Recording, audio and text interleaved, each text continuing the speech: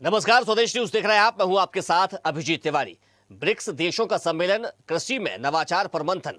इंदौर में आज से 13 जून तक अंतर्राष्ट्रीय स्तर के ब्रिक्स कृषि सम्मेलन का आयोजन किया जा रहा है। भारत की अध्यक्षता में आयोजित इस महत्वपूर्ण सम्मेलन में ब्रिक्स सदस्य और साझेदार देशों सहित करीब 21 देशों के कृषि मंत्री, वरिष्ठ अधिकारी और एक्सपर्ट्स शामिल हो रहे हैं। मंगलवार को पहले सत्र में भारत और रूस के बीच द्विपक्षीय बैठक हुई। चर्चा का मुख्य केंद्र द्विपक्षीय सहयोग को गहरा करना, कृषि व्यापार का विस्तार करना और सतत कृषि विकास को गति देने के लिए तकनीकी सहयोग को बढ़ावा देना रहा। बैठक में खाद्य आपूर्ति श्रृंखलाओं को मजबूत करने, बाजार पहुंच, जलवायु लचीली खेती में सहयोगात्मक अनुसंधान सहित पारस्परिक प्राथमिकताओं पर रचनात्मक विचार विमर्श हुआ, जो रणनीतिक साझेदारी को सुदृढ़ करने की साझा प्रतिबद्धता को दर्शाता है। भारत की ब्रिक्स अध्यक्षता के दौरान आयोजित सम्मेलन में कृषि, खाद्य सुरक्षा और टिकाऊ खेती के क्षेत्र में वैश्विक सहयोग को नई दिशा देने वाला माना जा रहा है, जिसमें ब्रिक्स देशों के प्रतिनिधि कृषि, खाद्य सुरक्षा, जलवायु अनुकूल कृषि, नवाचार, किसानों की आय वृद्धि और वैश्विक कृषि सहयोग जैसे विषयों पर चर्चा करेंगे। आपको बता दें कि ब्रिक्स समूह आज वैश्विक कृषि और खाद्य सुरक्षा के क्षेत्र में बेहद प्रभावशाली मंच बन चुका है। दुनिया की लगभग 42% कृषि भूमि, 68% कृषि जोतें और 42% खाद्य उत्पादन ब्रिक्स देशों के पास में है। ऐसे में इंदौर में होने वाली यह बैठक वैश्विक कृषि नीतियों की दिशा तय करने में अहम भूमिका निभाएगी। सम्मेलन में विशेष रूप से छोटे और सीमांत किसानों की चुनौतियों, कृषि ऋण, बाजार तक पहुंच और आधुनिक तकनीकों के उपयोग पर फोकस रहेगा। यह सम्मेलन केवल एक अंतर्राष्ट्रीय आयोजन नहीं, बल्कि मध्य प्रदेश को वैश्विक कृषि निवेश और नवाचार के केंद्र के रूप में स्थापित करने का भी अवसर है। एक्सपर्ट्स का मानना है कि इससे प्रदेश की कृषि, खाद्य प्रसंस्करण और निर्यात संभावनाओं को नई पहचान मिलेगी। मुख्यमंत्री डॉक्टर मोहन यादव ने मध्य प्रदेश के लिए गौरव का विषय बताते हुए कहा कि यह आयोजन राज्य को अंतर्राष्ट्रीय पहचान दिलाने के साथ साथ कृषि क्षेत्र में निवेश, नवाचार और वैश्विक साझेदारी के नए अवसर भी प्रदान करेगा। मध्य प्रदेश कृषि कल्याण वर्ष मना रहा है। ऐसे में भविष्य की दृष्टि से होने वाले ये आयोजन मध्य प्रदेश के विकास के साथ प्रधानमंत्री के सपने को भी साकार करेंगे। तो मुख्यमंत्री डॉक्टर मोहन यादव ने इसको लेकर क्या कहा है, पहले आपको सुनवाते हैं, फिर उसके बाद चर्चा पर आगे बढ़ेंगे। कृषि कल्याण वर्ष मध्य प्रदेश मना रहा है। ऐसे में ये भविष्य की दृष्टि से होने वाला आयोजन भी मध्य प्रदेश के विकास के साथ माननीय प्रधानमंत्री के उस सपने को साकार करने की दिशा में बढ़ेगा, जिसके आधार पर ब्रिक्स के इस प्रकार के आयोजन प्रधानमंत्री के माध्यम से देश भर में हो रहे हैं।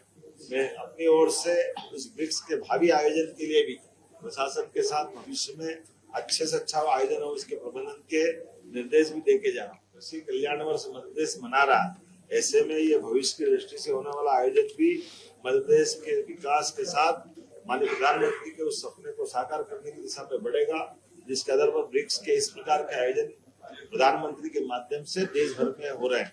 मैं अपनी ओर से उस ब्रिक्स के भावी आयोजन के लिए भी प्रशासन के साथ भविष्य में अच्छे से अच्छा आयोजन हो, इसके प्रबंधन के निर्देश भी देके जा रहा हूँ। कृषि कल्याण वर्ष मध्य प्रदेश मना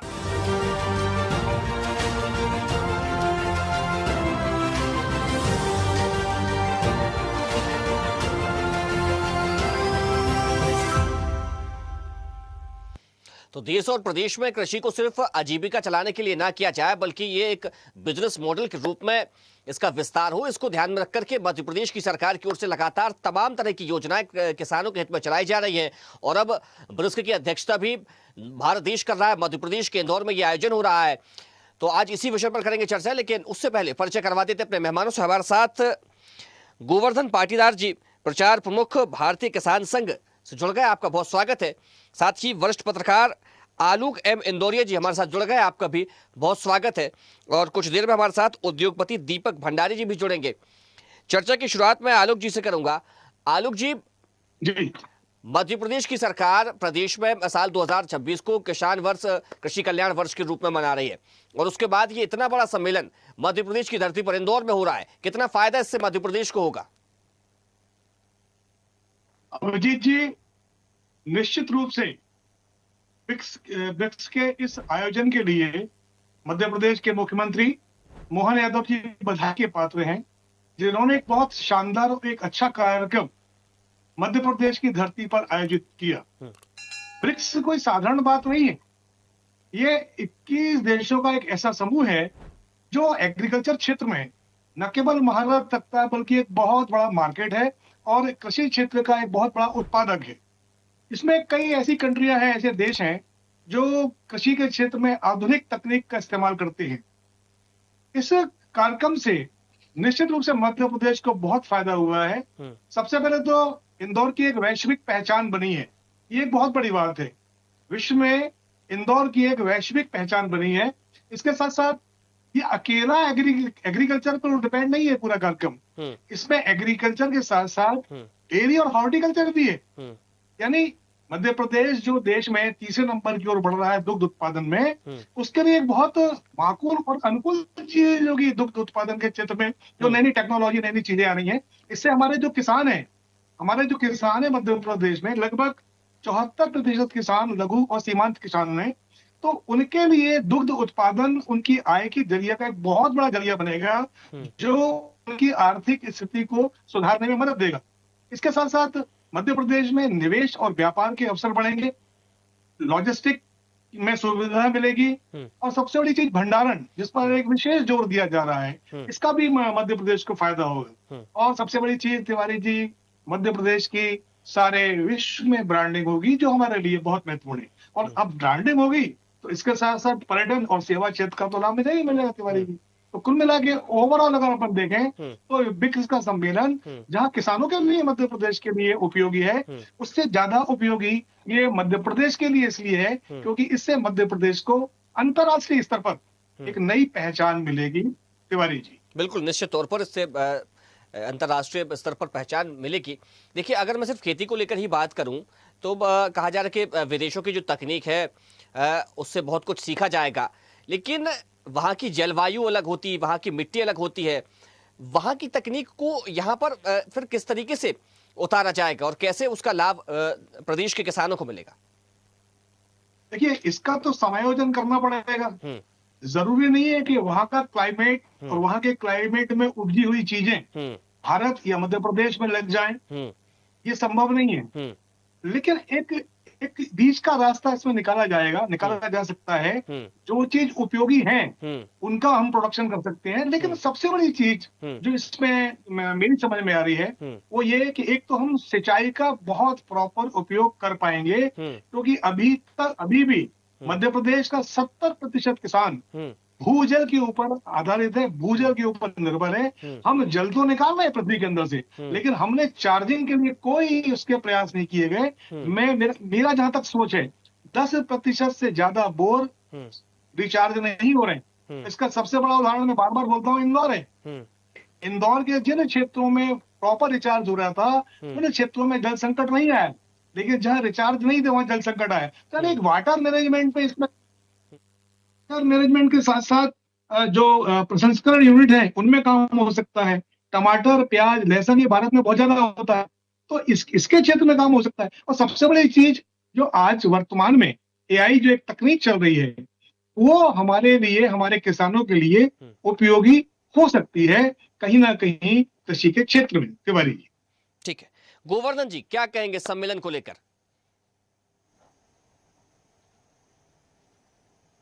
पहले तो मैं आपको बहुत बहुत धन्यवाद देता हूं जोड़ने के लिए। अभी जो मध्य प्रदेश में जो सम्मेलन हो रहा है इसके लिए किसानों को फायदा तो होगा, बहुत अच्छी पहल है मुख्यमंत्री जी की। इसमें जो अपने क्षेत्र में जो कच्ची फसलें हैं, आलू है, प्याज है, लहसुन है, ये बहुत यात्रा में मात्रा में होती है।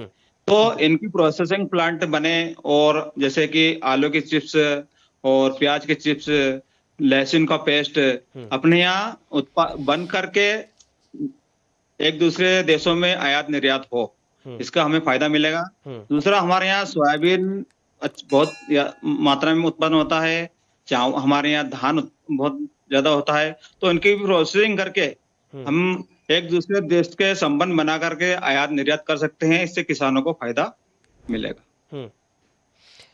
तमाम तकनीकों को लेकर अक्सर देखा गया है कि एक देश के जो विशेषज्ञ होते हैं वो दूसरे देशों में जाकर के वहां पर काम करते हैं और साझा अभ्यास उसको कहा जाता है। अगर इस तरीके से ही वहां के जो कृषि वैज्ञानिक है हमारे देश में आया, यहाँ की परिस्थितियों से वे देखे जाने परखें और फिर उसको अपने देश और इस देश की परिस्थिति के अनुसार अगर काम करें तो कितना बेहतर रहेगा ये आलोक जी?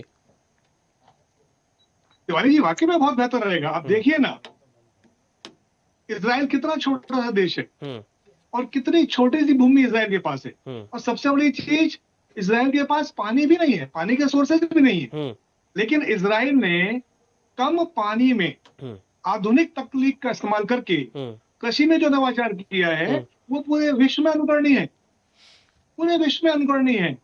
जो प्लांट वो तैयार करते हैं, प्लांट तैयार करने का जो उन्होंने सिस्टम डेवलप किया है खेती के लिए, वो उसको लोग सीखने जा रहे हैं। तो हम इसका उपयोग बिल्कुल कर सकते हैं, आधुनिक तकनीक का उपयोग कर सकते हैं। ये बात सही है कि मध्य प्रदेश का किसान उतना पढ़ा लिखा नहीं है, लेकिन अनुभव के मामले में मध्य प्रदेश का किसान बहुत समृद्ध है, क्योंकि वो प्रैक्टिकल अनुभव करता है खेत में। साइंटिस्ट करते हैं लैब में, लेकिन किसान खेत में अनुभव करता है। उसको ज्यादा बेहतर पता है कि कौन सी चीज उसके अनुकूल है, कौन सी चीज उसके अनुकूल नहीं है। लेकिन इसका मतलब ये नहीं है कि हम आधुनिक तकनीक का इस्तेमाल नहीं करेंगे। हमें आधुनिक तकनीक का इस्तेमाल करना होगा, और निश्चित रूप से अगर धीरे धीरे हम जिले वाइज इस क्षेत्र में बढ़े, ब्लॉक वाइज इस क्षेत्र में बढ़े, किसानों के सम्मेलन आयोजित करें, उन्हें इन तकनीकों के बारे में बताएं, इनके प्रोडक्शन के बारे में बताएं, इनकी कॉस्ट के बारे में बताएं, तो निश्चित रूप से ये तकनीक का फायदा देश को मिलेगा। आप देखिए ना, हरित क्रांति के पहले देश में गेहूं की क्या हालत थी। गेहूं के लिए लंबी लंबी लाइनों में आदमी को लगना पड़ता था, लेकिन आज हम गेहूं के मामले में विश्व के अत्यंत अग्रणी देशों में गिने जाते हैं। क्यों? कहीं ना कहीं हमने तकनीक का इस्तेमाल किया है ना। हरित क्रांति के बाद इस देश में जिस तरीके से तकनीक का इस्तेमाल किया है, वो भी हेलो उसमें ये स्थिति है। तो अगर हम इस प्रकार की तकनीकें लेंगे, उनको समायोजित करेंगे, और उनको इस देश की जलवायु और इस देश की मिट्टी, इस देश के किसानों की प्रवृत्ति के अनुसार यदि उसको हम ढंग से समायोजित करेंगे, तो हम उससे फायदा उठा सकते हैं। तिवारी, ठीक है। दीपक जी क्या कहेंगे कृषि में तकनीक का? आवाज आ रही है आप लोगों को? जी सुन पा रहा हूँ। दीपक जी क्या आपको मेरी आवाज आ रही है? हाँ, आपकी आवाज आ रही है, मेरी भी आ रही है ना? जी जी बिल्कुल सुन पा रहा हूँ। देखिए, ये एक बहुत अच्छी बात है कि 9 से 13 जून तक जो ब्रिक्स देशों का कृषि मंत्रियों का और वरिष्ठ अधिकारियों का जो सम्मेलन इंदौर में हो रहा है, वह मध्य प्रदेश के और पूरे विश्व के विकास के लिए एक मूलभूत आयोजन के रूप में मैं इसे देख रहा हूं, क्योंकि रोटी, कपड़ा और मकान, ये तीनों चीजें हर इंसान की आवश्यकता है। और भारत एक कृषि प्रधान देश है, और मध्य प्रदेश अपने आप में कृषि प्रधान देश है। और मालवा की माटी तो इतनी उपजाऊ है कि यहाँ पग पग रोटी, डग डग नीर है। न तो पानी की कमी है, नर्मदा मैया की विशेष कृपा है, और न तो अनाज की कमी है। और आज की तारीख में हम लोग एक्सपोर्ट में भी काफी आगे हैं, कृषि एक्सपोर्ट में भी। और इस प्रकार से यदि 21 देशों से प्रतिनिधि और कृषि मंत्री, वैज्ञानिक, नीति निर्माता, विशेषज्ञ सम्मेलन में भाग ले रहे हैं, तो ये अपने आप में आने वाले समय में बहुत फायदे का आयोजन साबित होने जा रहा है। क्योंकि देखिए, मध्य प्रदेश में ऐसे कई उद्योगपति और व्यापारी हैं जिन्होंने पिछले 150 सालों का जो इंदौर का इतिहास है, काफी अच्छे अच्छे उद्यम स्थापित किए। एक हमारे प्रेस्टीज समूह से लाला जी को पद्म भूषण, पद्म विभूषण ऐसी बड़ी ओहदा भी मिला, जिन्होंने सोयाबीन के ऊपर काफी काम किया। और आने वाले समय में भी ऐसे कई उद्योगपति हैं इंदौर में जो कि फूड इंडस्ट्री को लेकर इनोवेशन भी कर रहे हैं, काफी बड़े बड़े एक्सपोर्ट के भी काम कर रहे हैं, और कुछ अच्छे ब्रांड भी बने हैं। जैसे हमारे यहाँ से हल्दीराम ने जो उसका प्रकाश के नमकीन को एक्वायर किया था, 450 करोड़ की जो डील हुई थी, तो ये सब इस गतिविधियों को इंगित करती है कि इंदौर एक औद्योगिक राजधानी होने के साथ साथ एक कृषि व्यापार का बड़ा केंद्र है। और ये जो आयोजन है, जहां पर ये इस प्रकार से सभी नीति निर्धारक लोग एकत्रित हुए हैं, और प्रधानमंत्री माननीय मोदी जी का भी इससे बहुत ज्यादा वरद हस्त प्राप्त है। क्योंकि हम देख रहे हैं कि अमेरिका आज जिस प्रकार से मनमानी कर रहा है, वो किसी को कुछ समझ ही नहीं रहा है। तो ब्रिक्स देशों ने कमर कस ली है कि हम आगे जो आने वाली सदी है, उसमें किसी एक राष्ट्र की मनमानी को चलने नहीं देंगे। आज हम इतने सक्षम हैं, हम कोई तुम्हारे गुलाम नहीं है या तलवे चाटने वाले नहीं हैं। हम एक नई जो थर्ड वर्ल्ड जो होता था, सेकंड वर्ल्ड जो होता था, उसके अलावा एक हम लोग नई दुनिया बसा रहे हैं जिसमें उद्योग और व्यापार का केंद्र अमेरिका के बाहर हम लोग स्थापित करेंगे और पूरे मानवता के और पूरे विश्व के कल्याण के लिए, स्पेशली रोटी कपड़ा और मकान के लिए हम लोग मिलकर प्रयास करेंगे ताकि सभी देशों में उन्नति हो। और भारत तो वसुधैव कुटुंबकम की बात करता है, तो भारत में तो इन सब चीजों के आयोजन बड़े स्तर पर हो रहे हैं। इंदौर में प्रवासी भारतीय भी आए थे, उस समय भी हमने देखा था कि ये लोग बड़ी आशा से यहाँ पर आते हैं और सरकार का भी अच्छा रुझान रहता है। सरकार सभी प्रकार की सुविधाएं इन्हें देती है और उद्योगपतियों को भी देने की कोशिश चल रही है। ये बात अलग है कि उद्योगपति अब किस हद तक उन सुविधाओं को अवेल कर रहे हैं और नौकरशाही, लाल फीताशाही जो है वो कहाँ तक उद्योगपतियों के साथ खड़ी है। लेकिन उसके बावजूद ये इस प्रकार के आयोजन मध्य प्रदेश के औद्योगिक विकास के लिए मील के पत्थर साबित होंगे। ठीक है गोवर्धन जी, देखिए आप खुद एक किसान हैं, किसानों को तकनीक से जोड़ने की बात कही जा रही है, क्या ये सहजता से हो जाएगा, तकनीक से किसानों को जोड़ लिया जाएगा, या इसमें चुनौती नजर आती है आपको? नहीं, इसमें चुनौती तो है भाई साहब, क्योंकि अभी जितनी मात्रा में हमें कोल्ड स्टोरेज आलू के लिए चाहिए, उस जहाँ जिस क्षेत्रों में चाहिए वहां पर कोल्ड स्टोरेज नहीं है। चिप्स की अपन बात करें तो जो अपने प्याज के जो चिप्स है उनकी इतनी अपने औद्योगिक फैक्ट्रियां नहीं है, उनको भी हमको लगवाना पड़ेगी। दूसरा जो लहसुन का पेस्ट, हम चाहते हैं कि लहसुन का पेस्ट हम पेस्ट बनाकर बाहर भेजे, उसकी भी फैक्ट्रियां नहीं है, तो उसके लिए चुनौती तो है। शासन को उसके लिए सब्सिडी भी जारी करनी पड़ेगी और हर क्षेत्र में जिस क्षेत्र में जरूरत उस क्षेत्र को उस उद्योग लगाने पड़ेंगे, तभी ये चीज संभव हो सकती है।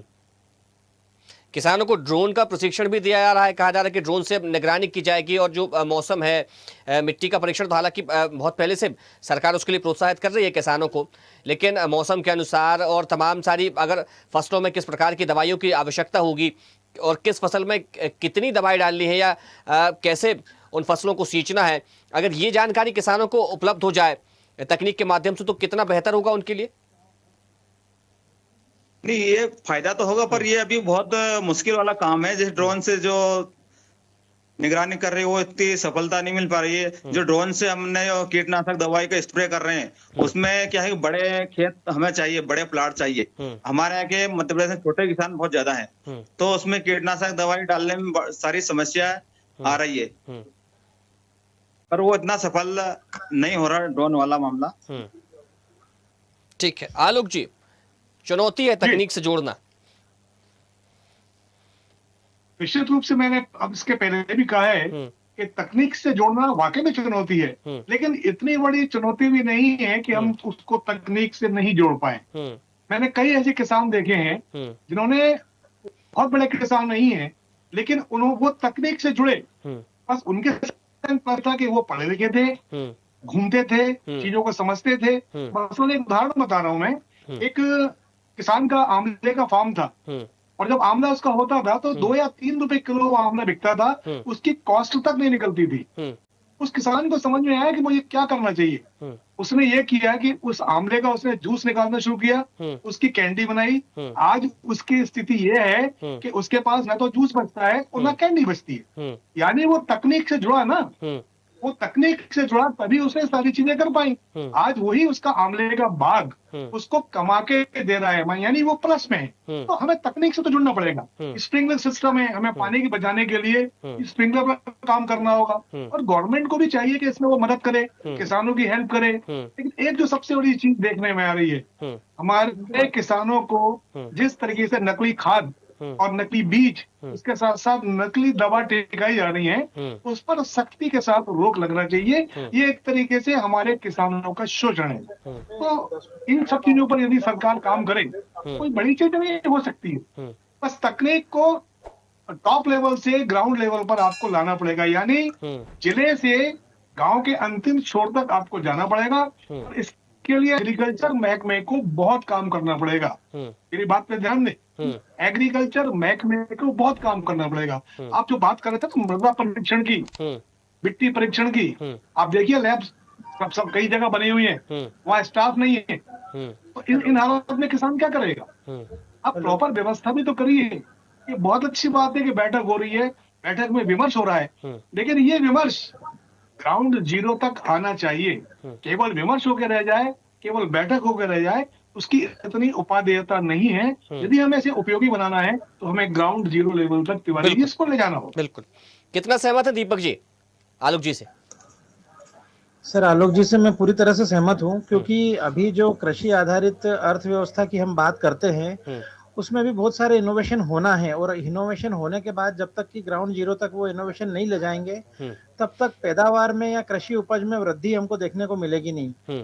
क्योंकि हालांकि रकबा काफी बड़ा है मध्य प्रदेश में, और लैंड बैंक भी काफी है, इंडस्ट्री के लिए भी है और खेती के लिए भी है। लेकिन उसके बावजूद आज पूरी दुनिया में हम लोग जैसे देखते हैं, इजराइल की बात करते हैं, पिछली बार ट्रेड डेलीगेशन इजराइल गया था तो हमारे यहाँ से कुछ कंपनियां गई थी, उन्होंने स्प्रिंकल सिस्टम पे काफी वर्क किया था, कुछ जॉइंट वेंचर भी हुए थे, कुछ टाई अप्स भी हुए थे। तो वो आज इजराइल के पास तो जगह बहुत कम है, उन्होंने इतनी कम सीमित जमीन के बावजूद इतना अच्छा उन्होंने काम किया है। बिल्कुल। तो वो सारी चीजें अगर मध्य प्रदेश में आती है, जिसके पास की ह्यूमन रिसोर्स भी है, जिसके पास लैंड रिसोर्स भी है, तो हम उसका कई गुना ज्यादा फायदा उठा सकते हैं। और साथ ही जैसा कि भाई साहब ने बताया अभी कि ड्रोन के लिए, तो आज हर जगह मतलब लॉजिस्टिक्स से लेके तो कृषि से लेके तो शूटिंग से लेके तो तमाम प्रकार में, मतलब डिफेंस की बात हम करें तो सबसे ज्यादा ड्रोन हो गया। ड्रोन की ट्रेनिंग तो पुलिस वालों को भी आजकल दी जा रही है। तो कृषि में जो ड्रोन आए हैं वो ड्रोन मतलब साउथ ईस्ट एशिया में हम सभी कंट्री में देख रहे हैं कि अडॉप्ट कर लिए गए हैं, और इंडिया में अभी ड्रोन की ट्रेनिंग इतनी ज्यादा हुई नहीं है, इतना अवेयरनेस हुआ नहीं है, और मुझे लगता है कि मैन्युफैक्चरिंग की कमी की वजह से अवेलेबिलिटी भी नहीं है। तो वो सब चीजें जब ड्रोन से खेती की जाएगी तो ईज ऑफ डूइंग भी रहेगा, और दूसरा समय की बिल्कुल निश्चित तौर पर, यानी कि ये तकनीक भी सहायक होगी किसानों के लिए, और इसके बेहतर परिणाम भी देखने को मिलेंगे। हाँ, कीटनाशक वगैरह उससे छिड़काव किया जा सकता है, उससे एक रखवाली की जा सकती है, जो फसलें सड़ रही है उनको ज्यादा नजदीक से उनका अध्ययन किया जा सकता है, और जिनके बड़े बड़े खेत हैं या बड़े बड़े जो जंगल हैं जो उजाड़ हो रहे हैं या कुछ भी वहाँ गतिविधियां होती है, तो वो सर्विलेंस बहुत आसानी से किया जा सकता है। तो हमें समझना पड़ेगा कि किस प्रकार से हम, हालांकि इससे कोई बहुत ज्यादा लागत नहीं बढ़ती है, लेकिन फायदे बहुत ज्यादा हैं। स्प्रिंकल खेती से तो पानी की इतनी बचत होती है, जहाँ पे पानी की कमी है वहां पर तो बिल्कुल जितना जरूरत है फसलों को उतना ही पानी फिर वो उसमें जाता है। उसके बाद बूंदों के माध्यम से जैसी वर्षा होती है वैसे स्प्रिंकलर सिस्टम से आप खेतों में फसलों को पानी पहुंचा सकते हैं। समय हो गया, शीर्षक को विराम देना पड़ेगा। हमारे साथ जुड़ने के लिए दीपक जी आपका बहुत शुक्रिया, और आलोक जी आपका धन्यवाद, और गोवर्धन जी आपका भी बहुत शुक्रिया। तो मध्य प्रदेश में ब्रिक्स सम्मेलन आयोजन इसका किया जा रहा है, और उद्देश्य केवल एक है कि प्रदेश के किसान ज्यादा से ज्यादा सशक्त हों, क्योंकि जो वादा मध्य प्रदेश के मुख्यमंत्री डॉक्टर मोहन यादव ने किया है, और इसी को ध्यान में रखते हुए साल 2026 को कृषि वर्ष के रूप में मनाया जा रहा है। तो तकनीक से किसानों को जोड़ने की बात कही जा रही है, नवाचार की बात कही जा रही है, और जितना ज्यादा किसान तकनीक से फेमिलियर होगा उतनी ज्यादा फायदा उसकी फसलों में भी देखने को मिलेगा। फिलहाल चर्चा में इतना ही। देखते रहिए स्वदेश न्यूज, सबसे पहले देश। देखते रहिए स्वदेश न्यूज। अगर आप इस वीडियो को सोशल मीडिया हैंडल फेसबुक या इंस्टाग्राम पर देख रहे हैं तो हमें फॉलो करें, अगर यूट्यूब पर देख रहे हैं तो सब्सक्राइब करें और बेल आइकन दबाना ना भूलें।